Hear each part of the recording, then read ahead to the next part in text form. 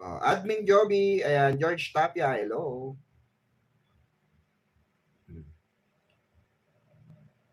Ano ba? Dito nga, tingnan ko rito.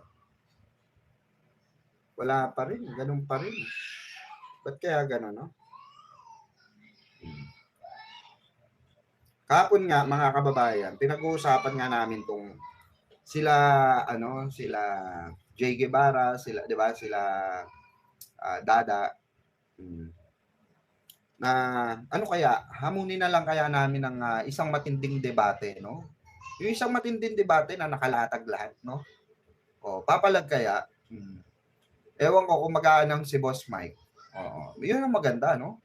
Oo, friendly debate lang, 'di ba? Friendly debate. Oo, palabasan ng talino. Eh, baka may Takero Miyamoto kami, may Coach Jarrett kami, 'di ba?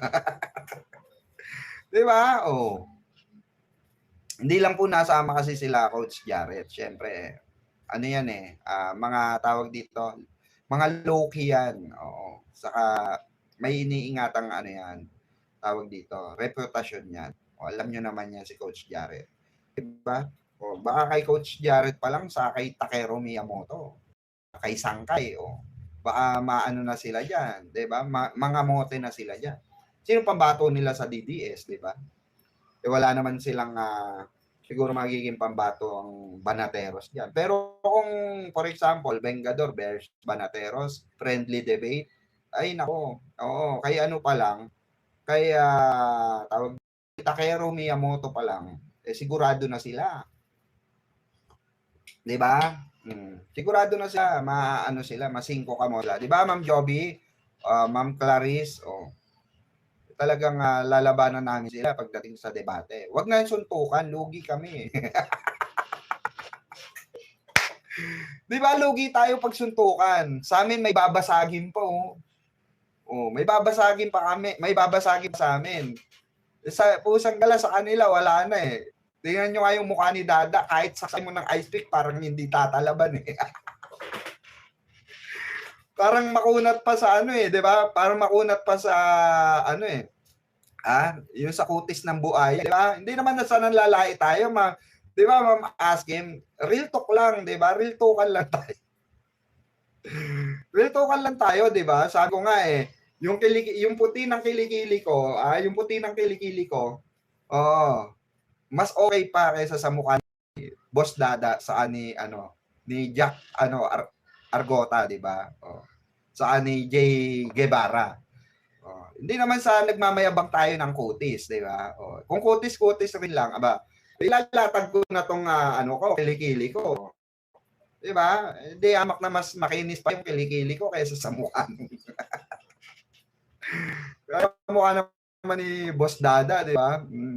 Yung tipong pagka pinunasan mo yung uy, pawisan ka pag ganun mo, parang may mga buha-buha. Parang mukha ni Dada, parang di ba? Magmamantya. Parang magmamantya ng 1 taon sa kamay mo.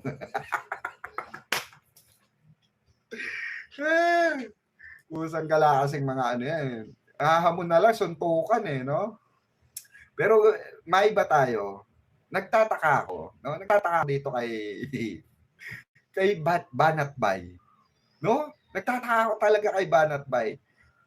Lagi ko itong tinatanong, kala Boss Mike. Boss, sabi ko, ba't ganun si Banat Bay? Sabi ko, ang mga kinukuha,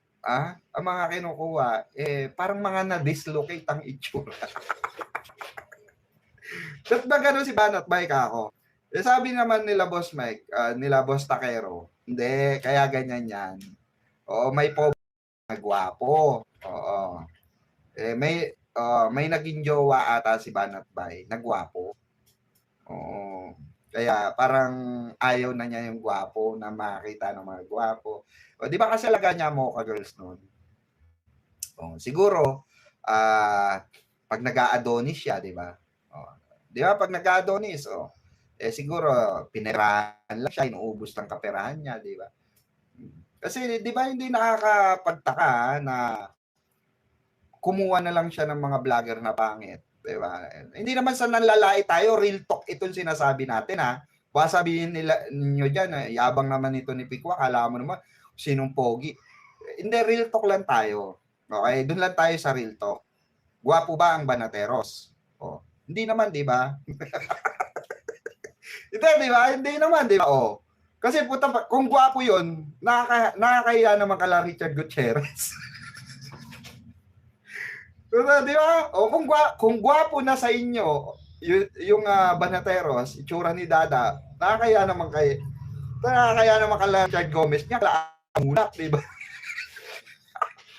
Ano tawag kala aga, kala ano, kung gwapo na yung mga yan, di ba? Hindi, tao pa rin naman sila, yun nga lang, di ba? Tao naman sila, kutis hayop nga lang. Hindi kasi, nagtataka talaga ako bakit kumukuha si Banat Bay ng mga ganyang klase ng vlogger? Wala na ba? Kumbaga, ano ba, nasala ba lahat ng nasala ba lahat ng loyalista napuntang mga magaganda lalaki sa loyalista? Di ba, papansin ninyo yung Banatero sa yung ibang vlogger ng DDS? Di ba? Pag pinagpila-pila mo, di ba? Iisa hulma Iisa hulmahan di ba? Iisa hul po ng ng itsura. Oh, kaya ako yung nagtataka sabi nga ni Boss Takero, hindi sa kaya ganyan yan. Kasi 'di ba, alaga nga ni Banat Bayamo Girls. Oh. Kaya nagkaganyan yan, sabi ni Boss Takero. Ayaw na niyang kumuha ng mga pogi, baka makakurso na dahan. Yung mga alaga niya sa Mocha Girls. 'Di ba sabi ni Banat Bay, may binarurot daw, may tinorjaks daw itong isang BBM vlogger.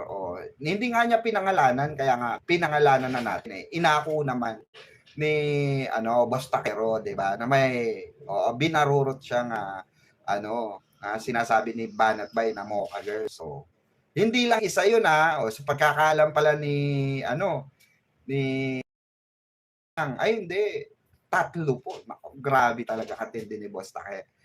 Pinakita kami ng ebidensya 200 like, Boss Pikwa. Ayan sa ating Cereza Force family. Ayan, shoutout sa inyo, Delia Rosario ng Cereza Force. Ayan, salamat po. Salamat.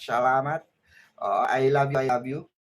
Salamat po sa pag-like and share. 'Di ba? 'Yun yung pinagtataka ko no? Ganun siya, kaano pa rin. Siguro meron na namang alaga si Banat Bay. Na mga magaganda, 'di ba? Kasi yan mga yan, namimigay kasi yan si Banat Bay siguro may binibigyan siya mga politiko. Kaya mahilig mag-alaga. Di ba usually ito ano ko sa inyo. Usually di ba pagka may mga alagang babaeng grupo, di ba mga bakla lang yung nag-aalaga ng babaeng grupo, di ba? Di ba bakla lang yun? Saka wala pang asawa si Banat Bay, no? Alam ko may kinakasama, di ko lang alam kung lalaki o babae. Di ba? Pagkakalam ko may kinakasama. Hindi ko lang alam kung babae o lalaki. Tanungin nyo nga kay Banat Bay. Baka may DDS dito. Banat Bay, sabi ni Berador Pikwa, alam daw niya may kinakasama ka. Tinatanong niya kung babae ba o lalaki yung kasama mo. Nagtatanong lang Kasi ang alam ko, ang pagkakalam ko, may kinakasama siya. Kinalat nga ni Maharlika, di ba? Na nahuli pala ito, may kasamang batang babae sa isang finest na hotel. Yung content natin noong nakaraang araw. Isang finest na hotel. Hindi ko nga alam kung ano yung ano na yon hotel. Pinakalat lang ni Maharlika sa GC, pinag-uusapan nila. Alam nyo naman si Maharlika sa si Banat Bay. Dati ganito yan. Nung nag-away si Hanilet at si Alpotera, nagganunan yan. 'Di ba? Si Banat Bay, kampe kay Alpotera. Si pangalan nito. Etong si Maharlika, kampe kay Hanilet. 'Di ba? Pansin nyo. Kasi makasara Duterte yan si pag Hanilet ka, bongo ka.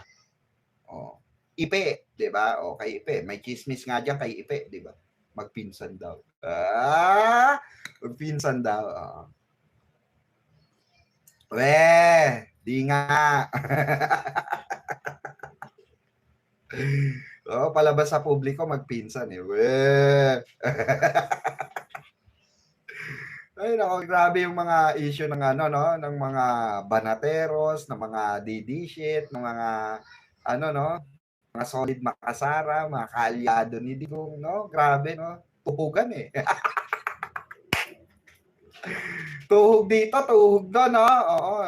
Ano na lang talaga eh, tawag dito, parang iisa ng ano eh, direksyon eh 'no, iisa ng direksyon eh. Tinuhog mo, tuhugin ko. Magtuhugan tayo. Uy, speaking may pakita ako. Speaking of Hanilet. Nagulat ako dito sa video na to. Grabe yung payat ni Anilet ngayon. Oo. Hindi nga namin ma-imagine na papayat si Anilet ng ganito. Oo, grabe. Ito hanapin ko. Wait lang. Nasaan na ba 'yon? Meron dito eh. Oy, mamaya pala maganda yung topic natin susunod na live natin. Mamaya. Ito. Oh. Pumunta kasi siya sa inaway siya ng mga ng mga binigyan siya ng caption ng mga mga makaalputera. Iba talaga karisma ni Digong. Ayan ito. Ayan ayan Grabe si anime to. Namaya to, tuyot na tuyot to dito. Hapon, ma'am.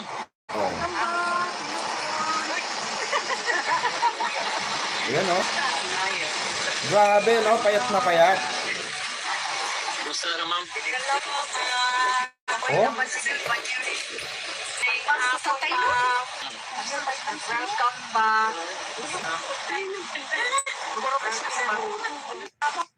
Di ba?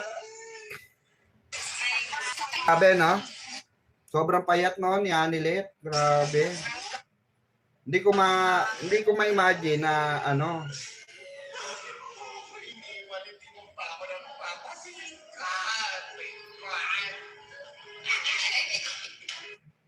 Diba?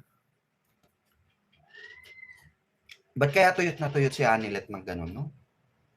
Uy, issue yan, Hindi, ang dami talaga nagko-comment. Ang dami nagko-comment dito sa video. Ayun, sabi, parang kakatira lang, walang pahinga. Madami kaya sa kanila yan. Grabe, Aba, ibang klase ang payat. Oo. May sumusundot ba dyan? Grabe yung mga comment dito. Ala, sino yan? Si Hanilet ba yan? Sobrang payat na niya.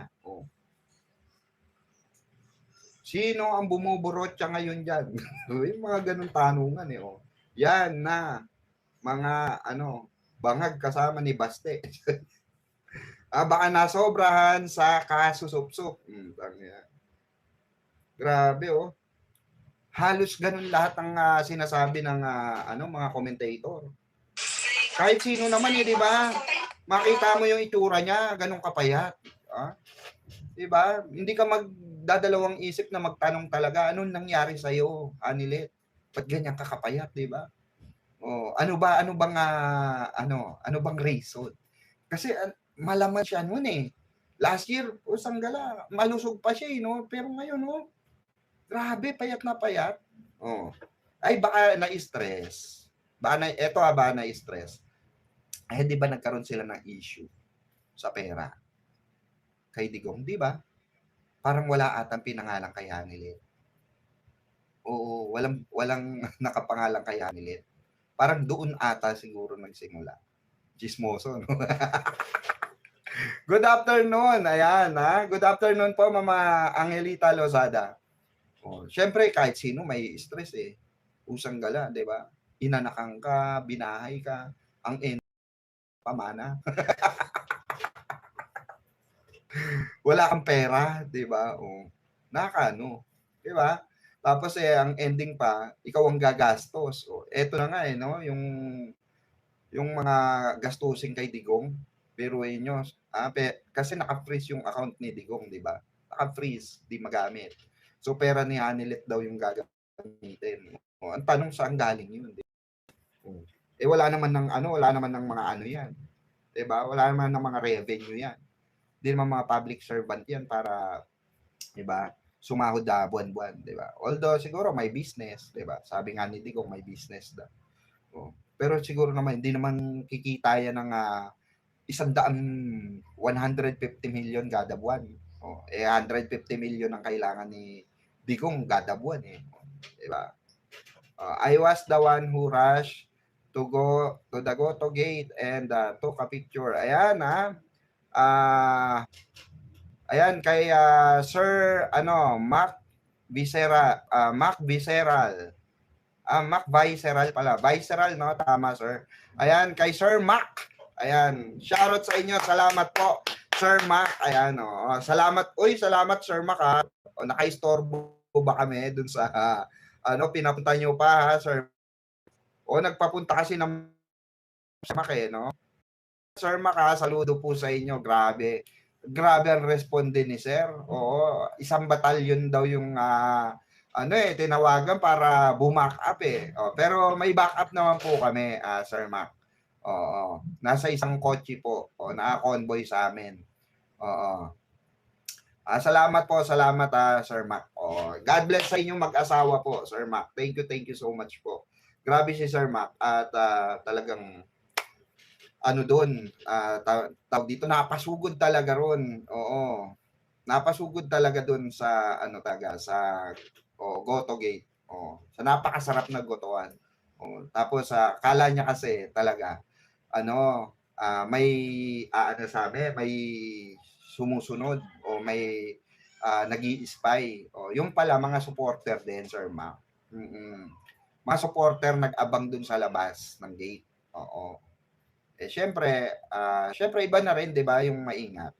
Good afternoon, Kuya Pikwa. Ayan, a lonely night.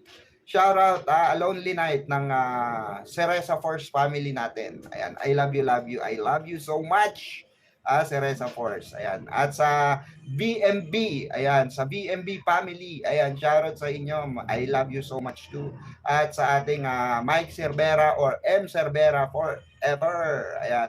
I love you so much. Thank you so much po. Thank you, Kuya Pikwa. Ayan, salamat din po, no? Lonely TV. Ayan, shout out sa iyo, salamat. No, at sino ba naka-live, no? Maganda, abangan nyo mamaya, maganda yung topic natin at talagang madugo ang magiging topic natin mamaya dahil nako, sangkatutak na naman na korupsyon ang pag-uusapan natin. Na mabubulilyaso at hahatulan na natin dito sa ating channel.